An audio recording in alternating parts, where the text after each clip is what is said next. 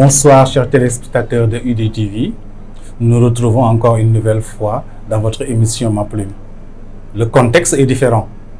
Contexte de la Covid, contexte de changement sur le plan éducatif, contexte aussi sur beaucoup de domaines. Nous avons véritablement des problèmes, mais n'empêche que l'école a repris. Les enseignements apprentissages ont recommencé. Il faudra nécessairement donc se fier à ce qui se passe, vivre avec la Covid, vivre avec les réalités du moment. Raison pour laquelle nous sommes encore revenus pour accompagner les apprenants, aider les apprenants, mais surtout aussi renforcer les enseignements apprentissages. C'est pour cette raison que nous avons pensé qu'il est nécessaire en ce temps où la philosophie est à l'actualité, parce que vous le savez tous, dès le 12 août prochain, les élèves devront en quelque sorte composer en philosophie pour le baccalauréat. C'est pourquoi nous avons l'obligation de les accompagner, de les aider et surtout aussi de réviser l'ensemble des cours qui ont été établis. C'est d'ailleurs dans ce contexte que nous avons pu inviter aujourd'hui un éminent professeur que tout Dara connaît, qui enseigne à Dakar, qui enseigne ici même aussi à Eureka Djolof et surtout aussi à Yaïdaro. Les élèves le connaissent de par sa pertinence, sa gentillesse, son sourire surtout. C'est un éminent collègue que nous respectons beaucoup et qui certainement va vous satisfaire aujourd'hui car il va vous parler de certains domaines de la philosophie. Monsieur Diagne, bonsoir. Bonsoir, monsieur Touré. Alors, la réalité d'aujourd'hui est que nous devons réviser.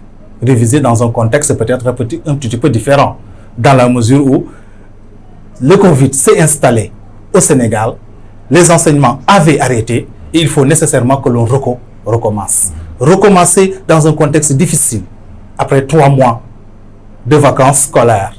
Recommencer pour réviser, pour essayer en quelque sorte de renforcer les enseignements apprentissages. Êtes-vous dans la possibilité, M. Diagne, de finir le programme de philosophie cette année? Tout d'abord, je tiens à vous remercier pour cette belle présentation. Mais pour répondre à votre question, c'est vrai que le temps nous est compté après une longue absence, obligé par le contexte, comme vous l'avez tantôt souligné.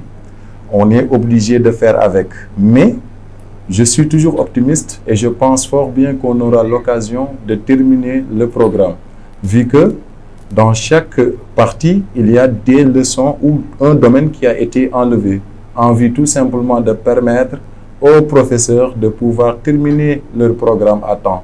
Par exemple, dans le programme concernant les séries littéraires, il y aura maintenant que le domaine 1, le domaine 2 et le domaine 4. Et pour ceux qui sont dans les séries scientifiques, il y aura le domaine 1, le domaine 3 et le domaine 4. Donc, ce qui fait valoir que les élèves, au lieu de se retrouver avec 4 domaines, ils vont se retrouver avec 3 domaines simplement. Et je tiens également à préciser que, excepté le domaine 1 et le domaine 2, les 2 autres domaines, même si l'année continue, il faut comprendre ceci, c'est juste une leçon, à savoir l'épistémologie et l'esthétique. Voilà. Alors, les inquiétudes, il y en a certainement. Les élèves sont inquiets. Inquiets dans la mesure où il n'y a que, je pense, une petite partie du programme qui a été établie. Pouvez-vous lever ces inquiétudes pour nos chers élèves? Oui, cette inquiétude est normale chez certains, mais je leur dis tout simplement d'être à l'aise. Parce qu'en vérité, quoi qu'il en soit, ils seront évalués par rapport aux leçons qu'ils ont déjà vues en classe. Et que l'élève qui s'était préparé en conséquence ne doit aucunement avoir de problème. Parce qu'il avait largement le temps de réviser et d'anticiper un temps soit peu sur certaines leçons afin de se rassurer davantage. C'est pourquoi j'ai l'habitude de dire qu'il faut que l'on adopte maintenant la méthode autodidacte, de ne point attendre tout du professeur ou de l'enseignant, mais souvent, il faut que l'on essaye de faire des efforts en vue de se préparer en conséquence et d'être toujours prêt et de ne point être surpris par quoi que ce soit. Apprendre soi-même. Certainement. Mais malheureusement, nous avons senti que pendant toute la durée des 3 mois, les élèves ne sortaient plus. Ils étaient confinés chez eux. La télé qu'on leur proposait certainement avait quelques cours à leur annoncer. Effectivement. Mais est-ce que réellement les élèves peuvent apprendre sans le professeur? Oui, il y a quelques difficultés à souligner ou à signaler parce qu'il y a certains qui auront toujours besoin d'un guide, de quelqu'un qui les oriente, de quelqu'un qui les conseille. Mais il y a également cette possibilité, laquelle c'est un tant soit peu avec l'avancée de la technologie aujourd'hui, même si on est à distance, on peut se permettre d'être guidé, d'être orienté par un professeur ou par un enseignant ou par quelqu'un qui est plus chevronné que toi. Et la preuve en est, moi qui suis là aujourd'hui, durant toute la période du confinement, lorsque j'étais ici à Dara, je me proposais de participer à des émissions à la radio. Et en même temps, je fais partie, autant pour moi, dans certains groupes de WhatsApp dans lesquels on dispensait des cours, dans lesquels on traitait des sujets. C'était juste en vue d'aider les élèves pour qu'ils puissent se préparer davantage en conséquence et de ne point encore une fois être surpris par une éventuelle reprise. Tels étaient d'ailleurs les propos que je leur tenais tout le temps. Ne soyez pas surpris parce que quoi qu'il en soit, l'État fera de son mieux pour que les examens soient faits. Voilà. La question d'une année blanche était quasiment donc impossible, dans la mesure où en vérité, il faut sauver l'école, mais il faut aussi sauver les élèves. Effectivement. Monsieur Diagne, alors, parlons un peu de philosophie. La première question que je vais vous poser, c'est qu'est-ce que la particularité du discours philosophique? Oui, la particularité du discours philosophique, je me proposerai de dire tout simplement qu'elle est une science spécifique, en ce sens qu'elle nécessite naturellement une bonne prise de conscience. Cela veut dire tout simplement qu'il faut que l'esprit soit mature. Il faut également que celui qui se propose de s'aventurer dans l'entreprise philosophique puisse montrer une autonomie intellectuelle. Pour quoi faire? Pour tout simplement avoir un esprit de discernement, avoir également les capacités intellectuelles prérequises dans l'entreprise afin de pouvoir toujours faire la part des choses. Et c'est d'ailleurs la raison pour laquelle on se propose de dire souvent que la conscience philosophique n'est jamais satisfaite de ce qu'elle possède.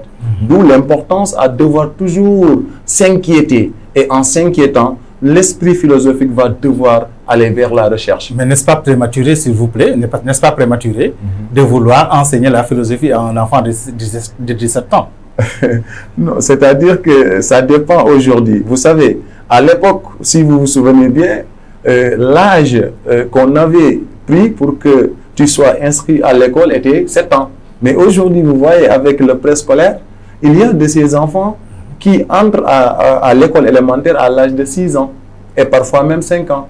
Et souvent, il y a certains élèves qu'on propose un passage de par leur pertinence, mais également de par leur esprit qui est tellement, comment je peux le qualifier, il montre un signe d'intelligence par rapport au niveau dans lequel il est.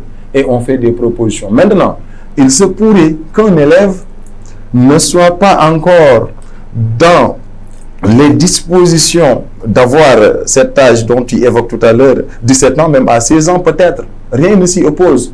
Ce qui est visé, ce n'est pas l'âge, mais c'est plutôt les capacités naturelles et intellectuelles qui pourraient nous permettre de bien concevoir le discours philosophique afin de pouvoir bien l'intérioriser, mais également, il faut qu'il ait toujours un esprit critique.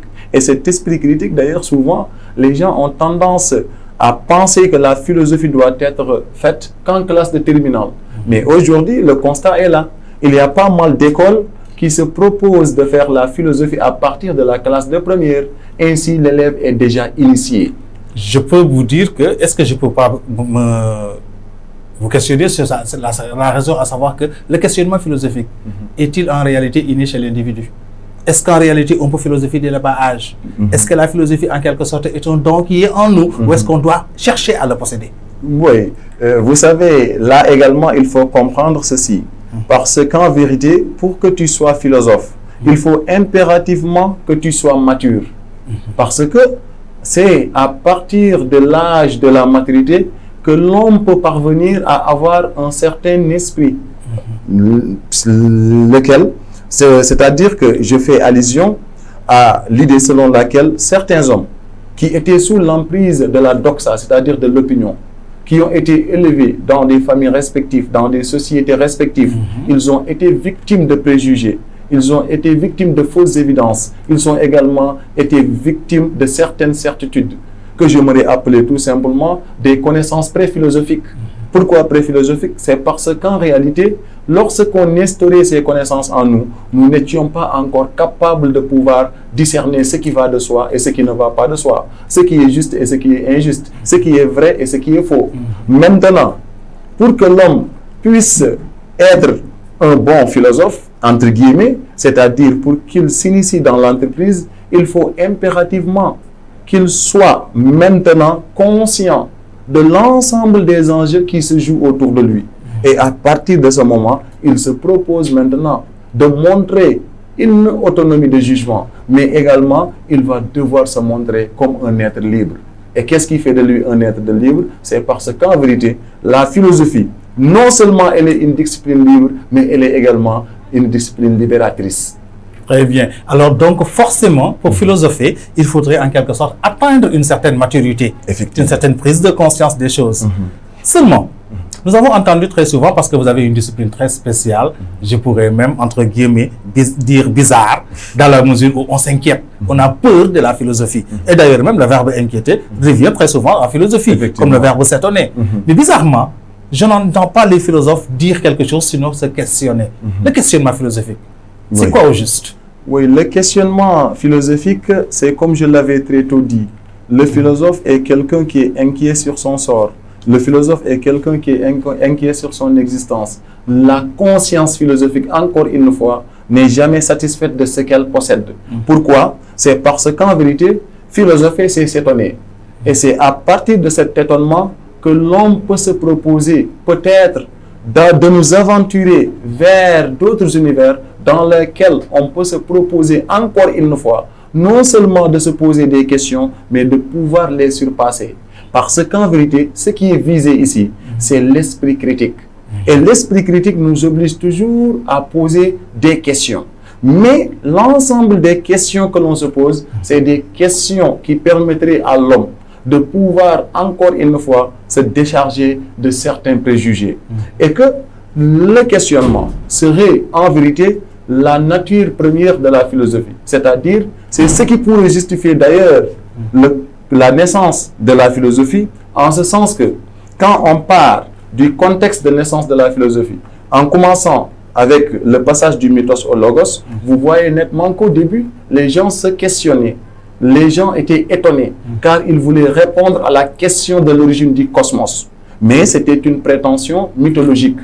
Ils avaient tout simplement une vision, mais une vision qui était entièrement basée sur la divinité. Mais est-ce que véritablement, cette connaissance mythologique était logique, était rationnelle? C'est de là où commence la contradiction. Qu'est-ce qui va se passer maintenant? Il va falloir que l'on s'étonne. S'étonner en vue de faire quoi? En vue de pouvoir dépasser les premières connaissances mythologiques.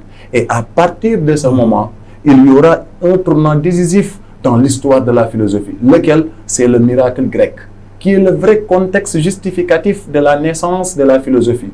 Pourquoi je le dis? C'est parce que c'est au moment du miracle grec qui a en même temps occasionné l'ère de la pensée rationnelle. Et c'est à partir de ce moment également qu'on se propose de dire maintenant, la philosophie doit être conçue comme aptitude de faire usage de sa raison. Mais Platon s'est proposé de dire cela. S'étonner. Pourquoi s'étonner? Parce que selon Platon, la philosophie n'a pas une autre origine sinon que l'étonnement. Donc en s'étonnant, on est en train de se questionner. Et quand on est en train de se questionner, c'est parce qu'on est en train de douter. Quand on est en train de douter, c'est parce qu'on est en train de réfléchir. Et quand on réfléchit, on est en train de philosopher. Donc s'étonner, se questionner, douter et essayer de trouver des réponses. Mais est-ce qu'en philosophie, on peut trouver une réponse définitive? Je dirais automatiquement non. Parce que cette certitude définitive est battue en brèche dans l'entreprise. En ce sens qu'en philosophie, les idées toutes faites sont toujours mal faites. Il faut partir d'un constat général, lequel, c'est qu'en philosophie, il faut qu'il y ait une contradiction. pour qu'il y ait une contradiction, il faut que l'on montre un signe d'opposition par rapport aux connaissances ou aux enseignements antérieurs. Et de ces connaissances antérieures ou passées, il faut impérativement que le philosophe maintenant puisse s'imposer en quoi faisant? En tournant le dos par rapport à tout ce qui a été dit. Parce que philosopher, c'est sortir du cercle des évidences. Et par rapport d'ailleurs à la question, qu'est-ce que la philosophie? Vous allez vous rendre compte vous-même qu'il y a une pluralité de définitions que le philosophe. Chacun a sa propre manière d'appréhender la philosophie. Chacun a sa propre manière de penser la philosophie. Et comme l'avait très tôt montré Montaigne, c'est parce que les philosophes ne naissent pas tous des terres comme des champignons. Pourquoi? Parce qu'ils naissent différemment et appartiennent à des sociétés. Et chaque société a des réalités. Et le milieu influe directement la pensée du philosophe. Mais il faut comprendre aussi que le philosophe, quand il se propose de s'opposer, c'est en vue tout simplement de rechercher la vérité. Quoique la vérité lui a été très tôt signalée comme étant un idéal. Et l'idéal, philosophiquement parlant, est considéré comme l'absolu. Et l'absolu, c'est l'essentiel inaperçu. Donc, il faut toujours s'attendre à ce que ta proposition de réponse par rapport à une question posée soit battue en brèche, dépassée, mais cette même question va être à nouveau battue en brèche. Donc, c'est l'éternel questionnement. Éternel questionnement, donc il n'y a pas une réponse définitive à qu'est-ce que la philosophie, dans la mesure où, en réalité, il n'y a pas une unanimité ou une définition unanime de la philosophie, mais il y a plutôt une pluralité de définitions, nécessairement. Alors, les tendances, certainement, vous me direz que vous ne pourrez pas en réalité m'énumérer réellement les différents auteurs qui se sont affrontés dès le début en philosophie.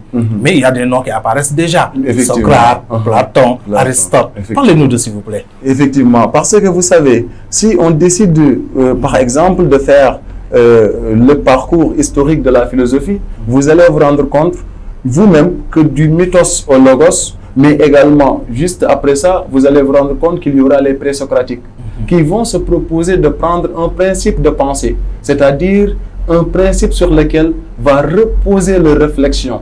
Ils avaient choisi la nature physique. Et c'est pour cette raison précise d'ailleurs qu'on les appelle les physiologues. Mais vous allez en même temps constater que ces derniers, lorsqu'ils sont venus, c'est eux qui avaient inauguré l'ère de la pensée rationnelle, comme je l'avais tantôt évoqué. Mais ils se sont opposés premièrement à la pensée mythique. Et par exemple, quand on te dit, à quel sens a-t-on pu dire que la philosophie est née du mythe et contre le mythe? Vous allez vous rendre compte que le mythe a une influence. Laquelle? C'est parce que les présocratiques, pendant longtemps, ils ont observé les enseignements mythologiques, mais également certaines connaissances mythologiques. Mais ils ont décidé de changer la donne en quoi faisant? En instaurant une nouvelle ère de pensée.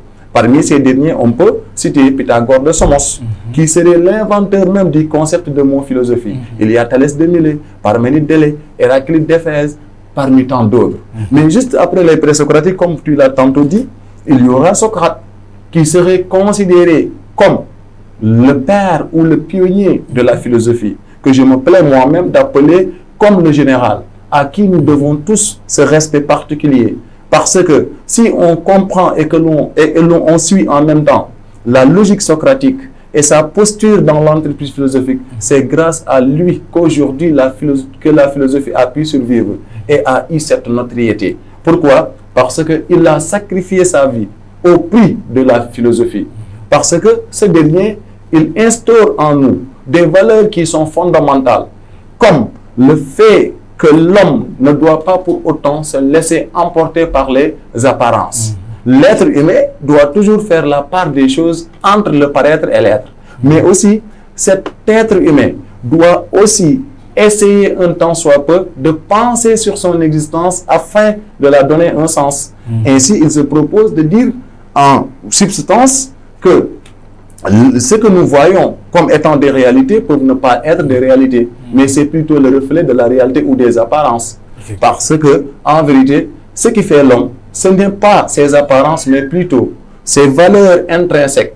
Mais l'individu ne doit jamais se contenter d'exister sans pour autant se questionner sur lui-même, sur son existence. En vue de faire quoi? En vue de connaître au moins ses forts, C'est ses limites le fameux maïeutique. et ses faiblesses. Oui, effectivement. Maintenant, après Socrate, comme vous l'avez dit tantôt, il y aura Platon.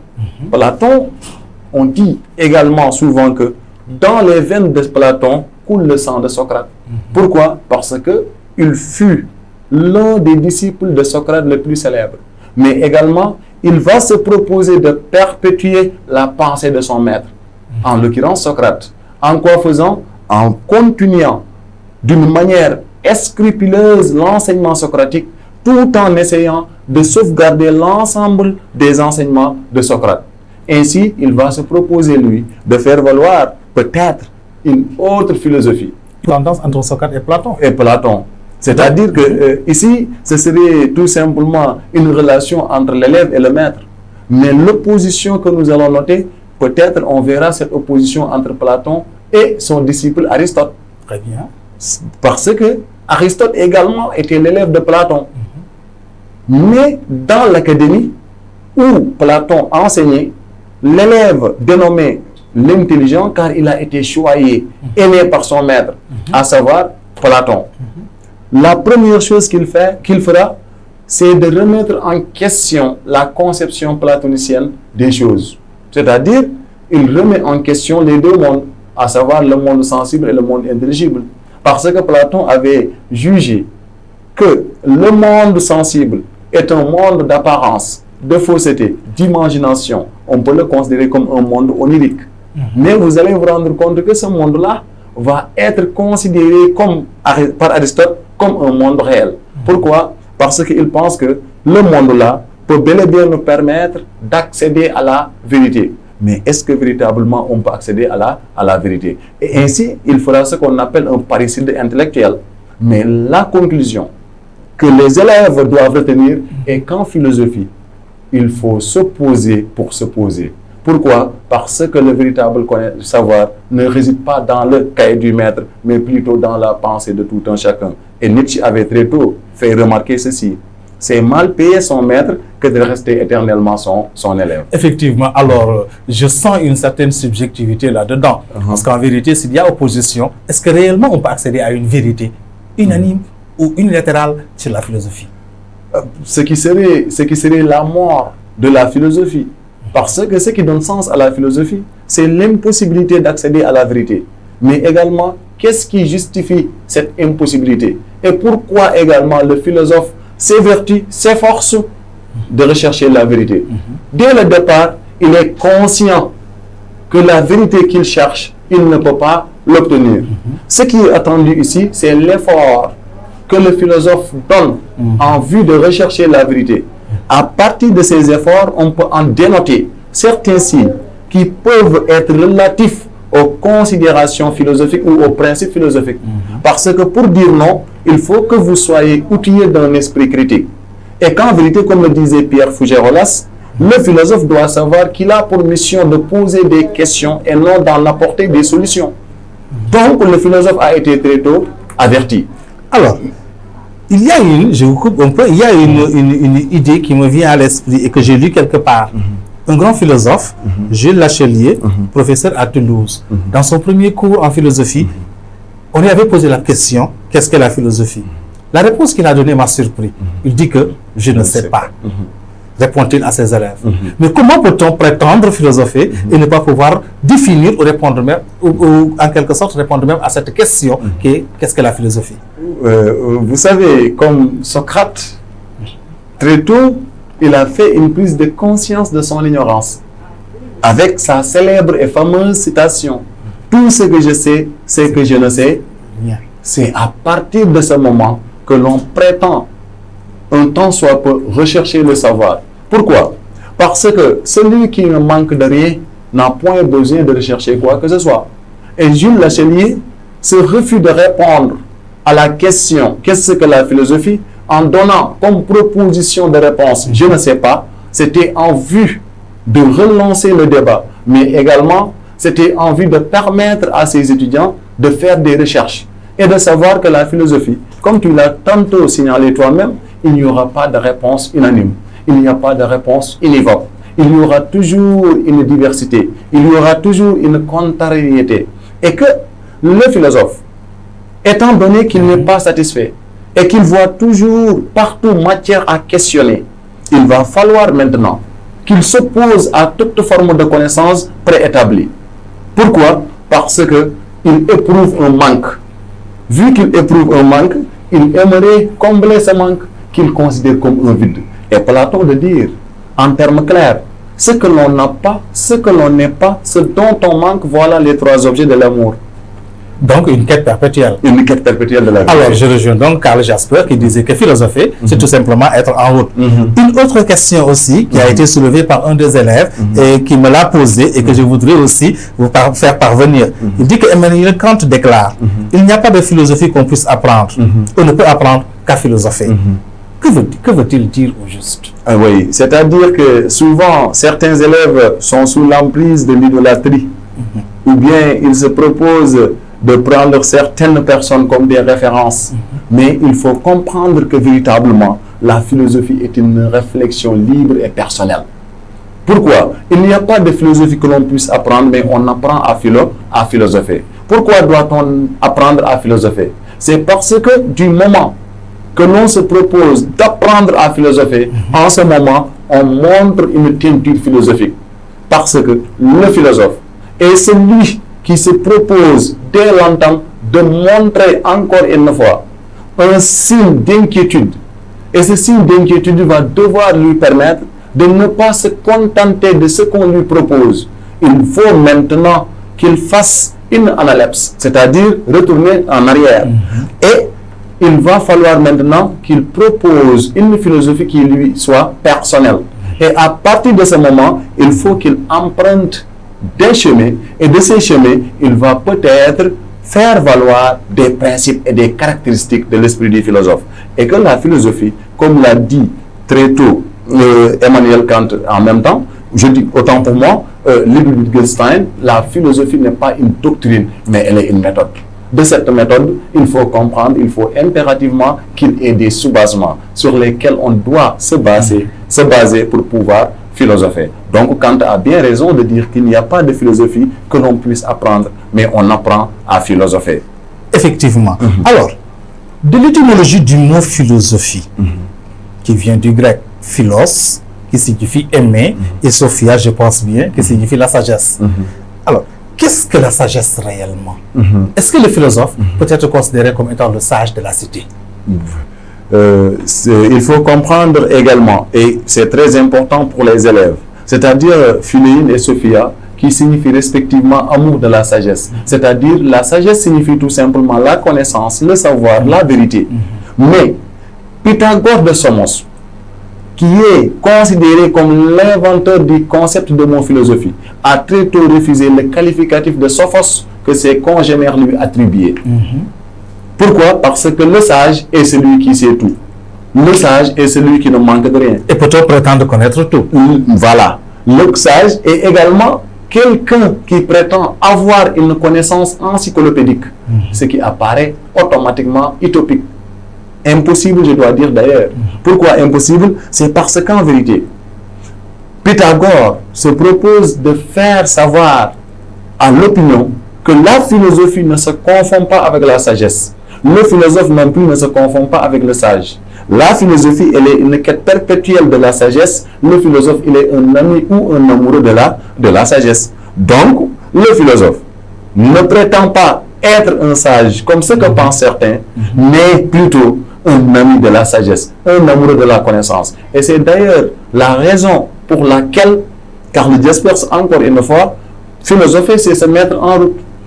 Mais le fait que le philosophe se met en route, c'est en vue de rechercher la vérité, la sagesse. C'est ce souci principal qui obnubile le philosophe à ce qu'il se décarcasse, à ce qu'il s'évertue de rechercher la vérité. Et nous devons comprendre ensemble que le philosophe, dans son coin, il a des soucis, il a des inquiétudes. Et de ces inquiétudes, il veut impérativement apporter des éclaircissements, quoique les réponses ou les solutions qu'il trouve seront démolies. Démolies par qui? Par d'autres penseurs qui vont venir. Et l'essence de la philosophie, c'est la recherche de la vérité et non sa possession. Pour reprendre encore une fois Karl Jaspers. Donc la connaissance du tout, la connaissance de tout est exclue, mais la connaissance du tout est possible parce qu'il faudrait en quelque sorte se reposer à chaque fois des questions et être en route sur le chemin pour trouver de nouvelles réponses. Là c'est clair. Alors, ce que la philosophie n'est pas, on dit que la philosophie est ceci parce que c'est un raisonnement, un questionnement, l'étonnement, la sagesse, l'amour de la connaissance, le savoir, énormément donc de mots qui renvoient à la philosophie. Mais la philosophie est aussi mais il existe aussi ce que n'est pas la philosophie. Effectivement. Et en ce sens, nous avons pensé à la science. Philosophie et science. Si nous tentons d'essayer de définir un petit peu les deux mots, nous savons que ces deux mots partagent au moins une chose, la raison. Effectivement. Alors pourquoi maintenant ils ne sont pas ensemble et au contraire se sont dissociés? Voilà, vous savez, elles étaient pendant longtemps ensemble. Mais à un moment donné, il y a une rupture, il y a un divorce. Et ce divorce a été matérialisé concrètement avec la révolution copernicienne, le passage du géocentrisme à l'héliocentrisme. Mais il faut que les élèves comprennent ceci. Le scientifique, ou bien la science, qui se repose sur des choses apodictiques, c'est-à-dire des choses qui sont concrètes. Parce que la science se définit en substance comme toute connaissance obéissant aux critères d'objectivité, de vérifiabilité et d'universalité. Ce qui est contraire à la philosophie, ce qui est contraire à la philosophie, qui est tout à fait subjective. Une science subjective et qui a plusieurs définitions. Et nous allons peut-être proposer une définition. La philosophie pourrait être définie comme une quête audacieusement rationnelle et critique de la vérité. Audacieusement rationnelle et critique de la vérité. Maintenant, il faut s'attendre à ce que les discours changent. Pourquoi? Parce que deux personnes qui partageaient le même toit, deux personnes qui partageaient le même ménage, du moment qu'il est divorce, il faut s'attendre à tout. Et c'est à partir de ce moment qu'il y aura une situation conflictuelle, à partir de laquelle on peut tirer des différences. Et que ces différences sautent à l'œil. La philosophie, elle est subjective, tandis que la science, elle est objective. La philosophie, elle est abstraite, tandis que la science, elle est concrète. La philosophie, elle est théorique, tandis que la science, elle est pratique. La philosophie, elle est spéculative, tandis que la science, elle est expérimentale. La philosophie également est une affaire personnelle, tandis que la science se veut universelle. Elle connaît le progrès. Et du moment, l'élève averti doit savoir que cette situation conflictuelle émanerait de leur approche différente par rapport à leur démarche, visant à rechercher la vérité, mais également la manière dont elles ont choisi de rechercher la vérité n'est pas la même. Alors, est-il osé de dire que science est plus importante que philosophie ou vice-versa? Oui, on peut se permettre de le dire, parce qu'on est dans un monde qui est largement dominé par le matérialisme, osons dire les choses, mais également il y a des urgences. Et ces urgences attendent des solutions efficaces, pragmatiques, rapides. Donc les problèmes de l'humanité ne peuvent être réglés que par la science. Par la science. Alors à quoi faire de la philosophie en ce moment? Oui, c'est-à-dire que ce point, j'aimerais l'évoquer lorsqu'on va aborder le point portant sur le sens, enjeu et finalité. Mais vous allez vous rendre compte que la philosophie a un impact dans la démarche et dans le fonctionnement scientifique. Pourquoi? Parce que, quoique des différences ont été très tôt notées, mais il faut savoir que la philosophie est la mère de toutes les autres sciences et qu'elles ont des traits en commun, qu'elles partagent. La vérité, la recherche de la vérité, l'amour de la vérité est bien annoté dans l'entreprise philosophique au même titre que dans l'entreprise scientifique. Mais il faut savoir également, comme tu l'as tantôt dit, elle partage la raison. C'est-à-dire, la science se veut rationnelle au même titre que la philosophie. Mais il y aura un fait qui est palpable. Lequel? C'est que la philosophie et la science, même si elles ont connu un divorce ou bien une rupture, il faut attendre à une éventuelle retrouvaille. Et c'est là où on parle maintenant d'une complémentarité. Ce qu'il faut faire savoir aux élèves, c'est au niveau de ce point, portant sur la complémentarité, il faut tout d'abord essayer sur un ton élogieux, laudatif, de parler des bienfaits de la science. Comme tu as tantôt, très tôt, montré ton appartenance et ton choix à la science. Maintenant, il va falloir que l'on puisse montrer certains effets, certains dérapages des pratiques scientifiques. Parce qu'ici, on ne critique pas la science en tant que science, mais certaines pratiques scientifiques. Parce que la science, même si nous la considérons comme une science objective, elle ne l'est pas totalement. La science est une œuvre humaine. Ce qui fait d'elle une œuvre imparfaite. Il faut maintenant qu'elle soit recadrée. Il faut maintenant qu'elle soit conscientisée. Alors c'est là qu'apparaît la philosophie, c'est régulariser les dérapages scientifiques. Merci beaucoup. Et là, la philosophie apparaît à nouveau pour être quoi? Pour être la conscience de la science. En quoi faisant?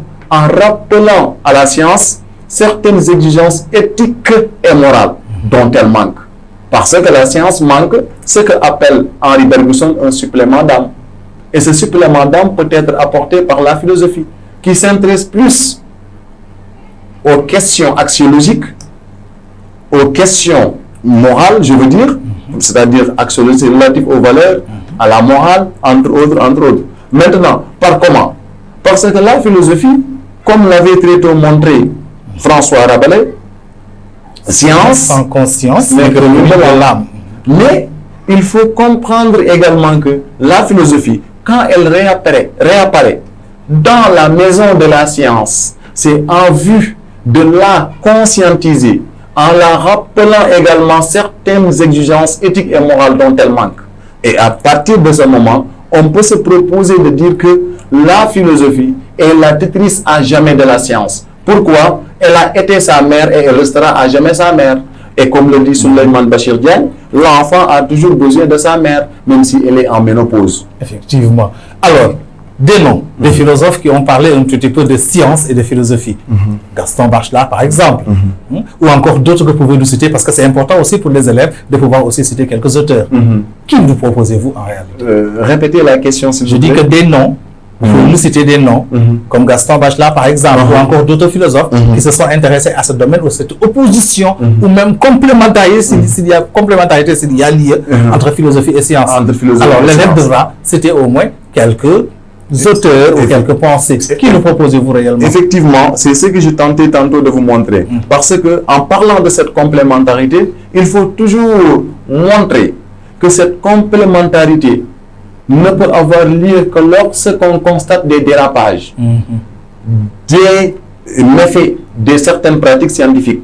Et un penseur du nom de Louis Althusser montre, pour que la philosophie soit, il faut que la science naisse et renaisse. Mieux, il ajoute, les crises de la science sont les seules ultimement rénovatrices de la philosophie. Ceci étant, il faut attendre à ce que la science soit une discipline qui doit respecter les exigences, encore une fois, morales et éthiques. Mais il faut également qu'elle laisse part à l'intégrité physique. Mais vous voyez que certaines pratiques scientifiques bafouent et remettent en question la dignité de l'homme. Et c'est à partir de ce moment que l'élève peut se proposer de faire recours à ces auteurs que je viens de citer tout à l'heure, à l'image de Louis Althusser, à l'image de Souleymane Bachir Diagne, à l'image de Jean Klevitch, c'est lui qui avait dit très tôt que la philosophie doit être la conscience de la science. Mais pour parler un tout petit peu de ce que vous attendez, il fallait que l'on entre dans l'épistémologie. Ainsi, je vais pouvoir parler de Gaston Bachelard, de Claude Bernard, de Karl Popper, entre autres. Ainsi, les élèves vont comprendre que ici il y aura un approfondissement des relations qui existent entre la philosophie et la science, parce que ici on se propose de réfléchir sur la science et l'ensemble des approches scientifiques. En récapitulant donc, science et philosophie vont ensemble au départ. Ensuite, vont s'opposer parce que les objectifs ne sont plus les mêmes. Effectivement. Pourtant, à la fin, ils vont se rejoindre Tout simplement parce que dans la mesure où philosophie doit être en quelque sorte humanisée, la science doit être humanisée par la philosophie. C'est très clair. Ensuite, philosophie et religion pour aller plus vite. Philosophie et religion. Voilà, là également, automatiquement, on doit s'attendre à un débat conflictuel.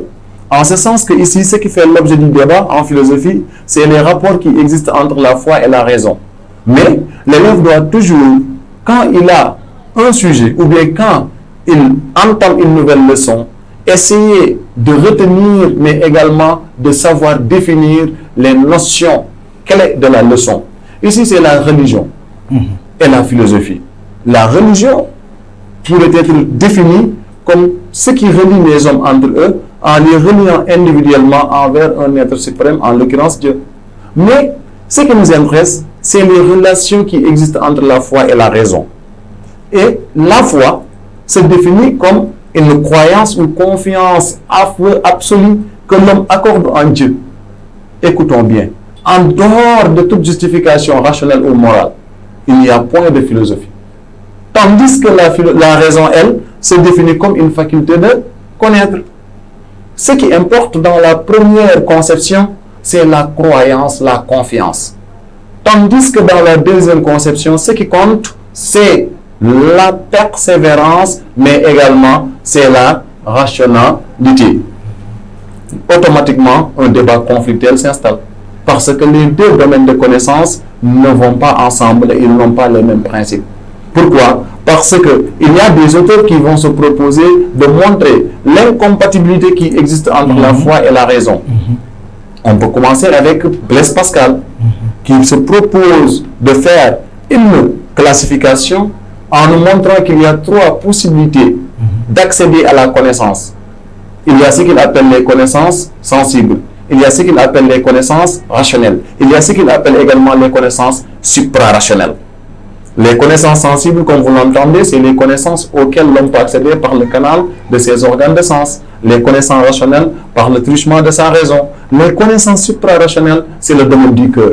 Du moment, Pascal pense que la dernière démarche de la raison est de reconnaître qu'il y a une infinité de choses qui la surpassent. Pourquoi? Parce que, selon Pascal, le cœur a ses raisons que la raison elle-même ignore. Certainement. Pour ce qui est du domaine de la croyance, c'est le domaine de la foi et non de la raison. Et il faut que la philosophie également sorte du domaine de la croyance, à savoir la religion, et laisser le cœur s'imposer car c'est son domaine. N'est-ce pas risqué d'abandonner un petit peu la religion et se pavaner dans les méandres de la réflexion philosophique? C'est un risque à prendre. Effectivement. Et d'ailleurs, c'est pourquoi il y aura encore une compatibilité qui sera défendue par d'autres penseurs. Parce que dans la religion, quand Dieu parle, il s'adresse à qui? Aux êtres dotés de raison. Et de tous les êtres vivants qui composent la nature, l'homme est le seul qui est capable de raison. De raison. Et à partir de Rousseau, pensant. Et à partir de ce moment, il faut s'attendre à ce que les deux, à savoir la foi et la raison, se complètent. Pourquoi elles doivent se compléter? En vérité, la foi sans la raison, ça pourrait être une croyance aveugle, comme ils l'ont très tôt défini. Mais toute pratique religieuse nécessite une implication de la raison. Et c'est ce qu'avait compris René Descartes lorsqu'il faisait valoir l'idée selon laquelle il a vu en lui un être parfait. Et cet être parfait ne peut être mis en lui que par un être parfait. Et cet être parfait ne peut être nul d'autre sinon que Dieu. Le moteur universel, comme il l'appelle. Merci beaucoup. Effectivement. Alors, ce qui m'inquiète un petit peu maintenant est la pensée de Saint Augustin, qui affirme ceci. En matière de religion, il s'agit de croire et de ne pas comprendre. Alors qu'en matière de philosophie, il s'agit de comprendre d'abord et essayer tant soit peu de croire. Les deux ne vont pas ensemble. L'opposition donc est très claire. Mais est-ce que véritablement on peut penser qu'en réalité que la religion d'une certaine manière pourrait rejoindre la philosophie? Effectivement. Pourquoi? Parce qu'en vérité, vous parlez de Saint Augustin, mais il faut comprendre qu'il y a d'autres saints à l'image de, comment dirais-je encore, il y a d'autres penseurs comme, comment on l'appelle encore, Leibniz, qui va se proposer de montrer que cette relation, à savoir entre la foi et la raison est une relation qui doit être féconde et fertile. En ce sens que les deux éléments précités sont naturellement liés et l'un ne peut pas aller sans l'autre. Du coup, il se propose de dire que Dieu nous a donné de deux lumières, la foi et la raison. Cependant, il nous interdit de privilégier l'une au détriment de l'autre. Mais vous allez comprendre également que ce refus de vouloir tout simplement regrouper la religion et la philosophie a été également relativisé par d'autres penseurs, comme Descartes que j'avais tantôt cité, mais également il y a autant de penseurs croyants qui ont pu appuyer la thèse d'une compatibilité entre la philosophie et la religion, à l'image de Souleymane Bachir Diagne. C'est très clair, c'est très clair. Alors, il ne nous reste plus beaucoup de temps. Nous recevions sur ce plateau de UDTV Monsieur Diagne, professeur de philosophie.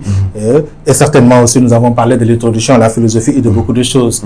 De l'appréciation, donc, du questionnement philosophique. Nous avions aussi pensé à parler un petit peu de science et philosophie, de religion et philosophie. Il nous reste juste une toute petite chose à voir parce que l'information passe aussi en ce moment. Vous pouvez toujours nous suivre sur plusieurs épisodes que nous allons vous proposer, plusieurs émissions où on pourra continuer tous les 4 domaines de la philosophie. Si ce n'est pas avec M. Diagne, certainement ce sera avec un autre professeur aussi, ici même à Dara. Nous vous proposons en même temps aussi de suivre plusieurs émissions en littérature, en histoire-géographie et dans toutes les disciplines. Tout simplement, nous vous demandons de rester scotché sur UDTV.